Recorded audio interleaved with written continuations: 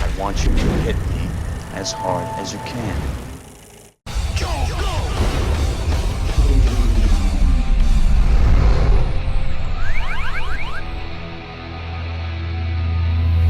Well, my friends, after 11 years of giving us some of the best comic book film adaptations out there, Marvel Studios has finally given us their epic conclusion to the third phase of their cinematic universe, with Avengers Endgame. And it has proven to be nothing short of the biggest pop culture event of the year, what with its record-breaking box office, its acclaim from the critics, and all of those goddamn memes. But while the Avengers have proven to be enormously successful at teaming up on the big screen, the same thing cannot yet be said for the Justice League. And while DC's attempt to make a Justice League movie wasn't as successful as they had hoped, at least they can be happy knowing that Zack Snyder's Justice League turned out far better than their first attempt at a Justice League movie 20 years prior, with the failed TV pilot from 1997 by the name of Justice League of America. Yes, in the same year that nearly ripped the superhero movie genre apart with such stinkers as Spawn, Steel, and Batman and Robin, the CBS network thought it was as good a time as any to try and adapt DC Comics' most beloved superhero team into a live-action TV show. But even with their hearts set on bringing the Super Friends back to television in live-action form, the producers were not allowed to use the copyrights for the three biggest superheroes that most comic book fans associate with the Justice League, which meant no Batman,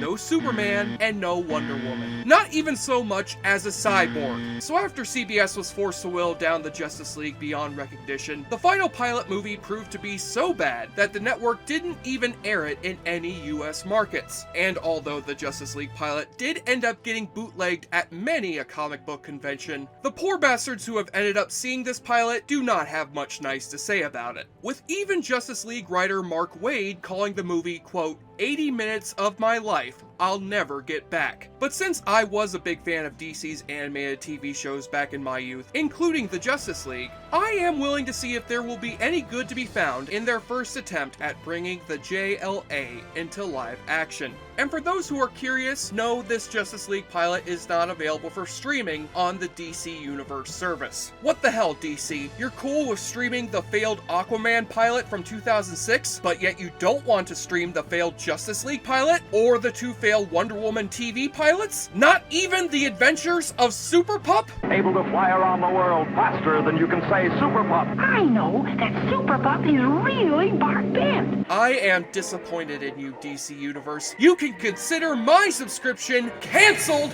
But first, it's time for us to assemble a team of the mightiest lickers known to man so that they can save the world from the wrath of the awfully good drinking game. As this Justice League pilot uses a narrative framing device involving some reality show style interviews with our lead superheroes, as they comment on the events of our story, which is set in the bustling city of New Metro, USA. Because not Tropolis or Notham City would have just been too obvious. The city of New Metro is currently facing the threat of a massive hurricane blowing in, whose path is being tracked over at the Eno Meteorological Institute, as run by and named after the Institute's head scientist, Dr. Eno, played by the late great character actor Miguel Ferrer, with the assistance of the Institute's newest employee by the name of Tori Olafsdottir, who will later in this film take up the super-heroic persona of Ice, and who informs Dr. Eno about a mysterious supervillain who's taken over the TV airwaves to claim responsibility for this oncoming hurricane.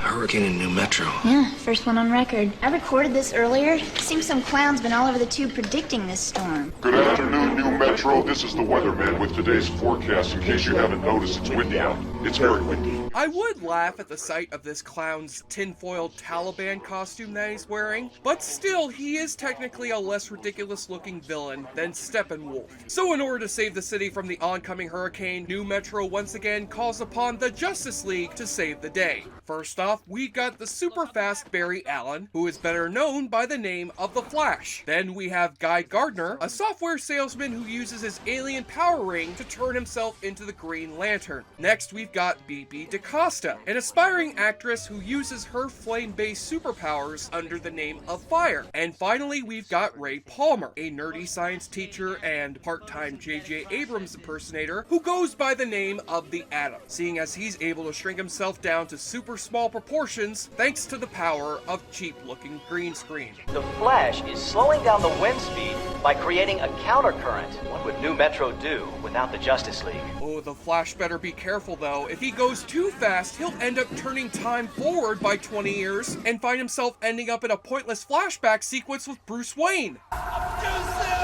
But apparently saving the city from imminent destruction isn't enough to help the Flash with his unemployment situation, as Barry Allen decides to move in with the other 3 members of the Justice League in the apartment building that they share with each other. Barry's had a lot on his mind lately. He'll get a place as soon as he finds a job. Where he soon uses his powers of super speed to quickly get on everyone's nerves. Barry, can I talk to you for a second? Sure. What do you want to talk about? Your life. You need to get one. Look, I'm trying, okay? And Ray here is oozing with brains. He could probably do whatever he wanted. And you got the gift of gab. Man, you can sell ice to Eskimos. But me, what are my special skills? I'm fast. I'm sorry, but I'm gonna have a hard time buying that a character whose Wikipedia page describes as having the ability to run, move, and think extremely fast and use superhuman reflexes is going to have any amount of difficulty landing a job in the workforce. For example, look at those speed eating skills of his. He could easily beat Kobayashi's ass in a hot dog eating contest. Later that night, we see that Tori Olafsdottir is busy working a late shift over at the Meteorological Institute when she stumbles upon a mysterious silver suitcase. And when she opens the case to find out whether Marcellus Wallace's soul is inside of it, she accidentally spills a bottle of water onto the device and gets stricken by a flash of lightning, which has given her the power to freeze whatever she touches or focuses on. Which, of course, is how she will later end up obtaining the superhero persona of Mr. Freeze. Cool guys, boss, one dice! Whoa! How'd that happen?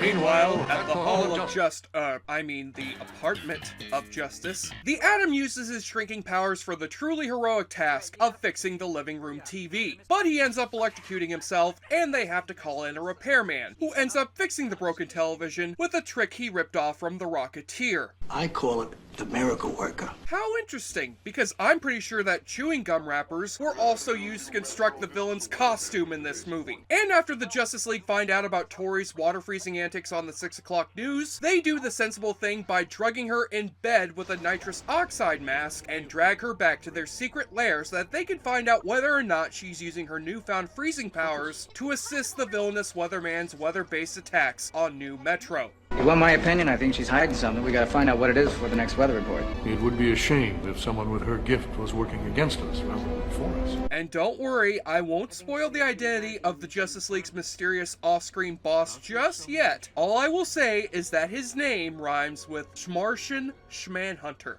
The next day, Tori is approached at work by Dr. Eno so that he can ask her whether she knows anything about the secret identity of the Weatherman, only for Dr. Eno to leave the office in a hurry because it turns out that he's actually an alien clone. Oh, look at that hand, it's green! Holy shit, I knew it. That Dr. Eno clone is actually a Skrull! Somebody had better call Captain Marvel! Or, wait, this is DC. I mean Shazam!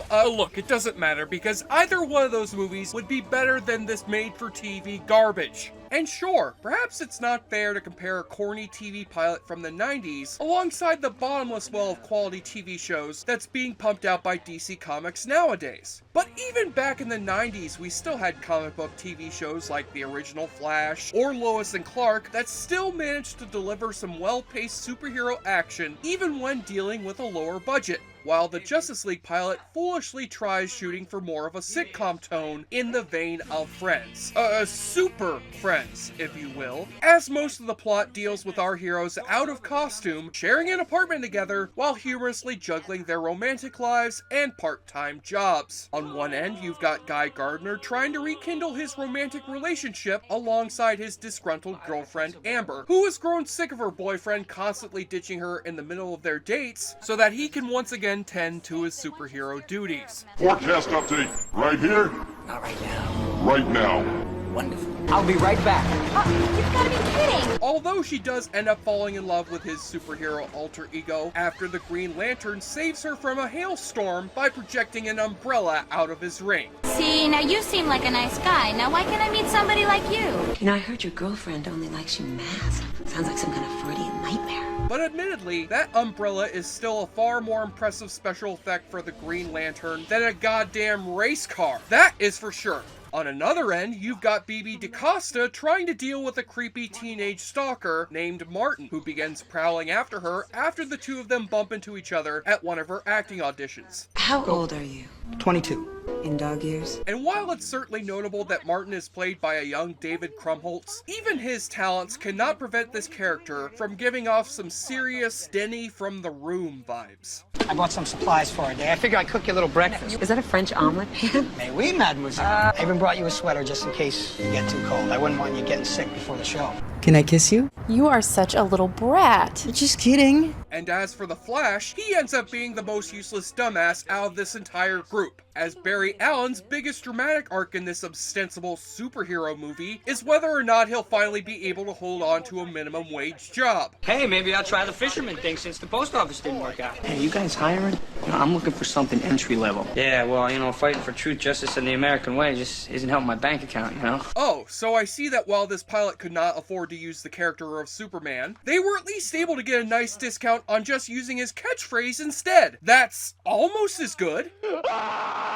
But don't worry, because this version of the Justice League does remember that they still have a city to save, as the off-screen voice of Schmartian Schmanhunter orders the League to infiltrate a party over at the Eno Meteorological Institute, so that they can not only find the schematics for the Weatherman's weather-controlling device, but also follow around a scientist at the Institute by the name of Arliss, whom they have suspected of being the secret identity of the Weatherman. Please! Dr. Eno must see this. I don't think so, Weatherman. What are you talking about? I'm talking about this. What is this? It's the Popkey weather forecaster. It's accurate up to 88%. Oh no, you can't fool us, pal. We know that you're the guy who stole the Nomad prop off the set of Star Trek. I am Nomad. I am perfect. Actually, in a dramatic twist that should shock absolutely no one, Tori finds out that the identity of the Weatherman is none other than her boss, Miguel Ferrer. Till then, A movie where Miguel Ferrer turns out to be the bad guy? Well, this comes out of nowhere! I expected better out of you, Vice President Rodriguez. So now the plot finally starts to pick up, as Tori meets back up with Ray Palmer after the two of them got romantically acquainted back at the party, so that she can tell him that her boss is actually the Weatherman, which convinces the other members of the Justice League that it's time to finally induct Tori into their team of superheroes. Maybe Tori can help. She knows him better than anyone. Do you think now would be the time? Bring her in. All of this leads up to the Justice League taking Tori down to their secret underwater lair and finally revealing the face of their intergalactic leader, John Jones, better known by the handle of the Martian Manhunter. I am John Jones, leader of the Justice League. As you can see, we met before. Oh no, that can't actually be John Jones. That is clearly Robert Zadar wearing Jim Carrey's mask. Actually, underneath this terrible makeup is another late great character actor, David Ogden Stiers. And I certainly give credit to Mr. Stiers for doing his best in trying to add some much needed dignity to the proceedings, even though his Martian Manhunter makeup looks more like handsome Squidward. Oh, so handsome! Same goes for the actor who plays the Atom, John Kassir, whom you folks probably best know as the voice of the Crypt Keeper from Tales from the Crypt. Where most of the other actors here don't have a lot of character to work with, the Atom is the only character who's allowed to display some emotional depth in his romantic scenes alongside Tori. I was at wit's end when John found me. I was scared out of my mind, just like you. Thought my life was over, but it had just begun. Hell, he's the only superhero on the Justice League, aside from Ice, whom we actually get to see an origin story for. Nothing happened for a day or two, but when it did, it shattered everything that I believed in.